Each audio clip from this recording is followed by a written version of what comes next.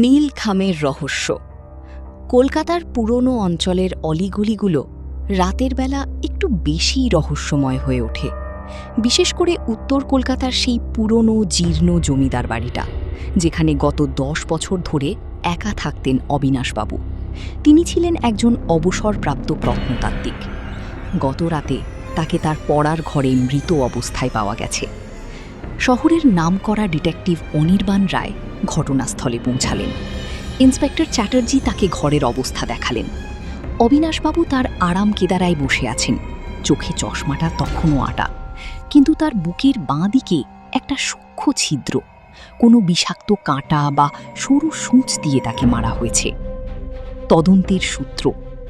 অনির্বাণ লক্ষ্য করলেন টেবিলের উপর একটা নীল রঙের খাম খোলা অবস্থায় পড়ে আছে। খামটা খালি। ঘরের অন্যান্য জিনিসের মধ্যে 3টি বিষয় তার নজরে এলো। অবিনাশবাবুর ডায়েরিতে শেষ পাতায় লেখা ছিল, সূর্য ডুবলে ছায়া দীর্ঘ হয়, কিন্তু সত্য ঢাকা পড়ে না।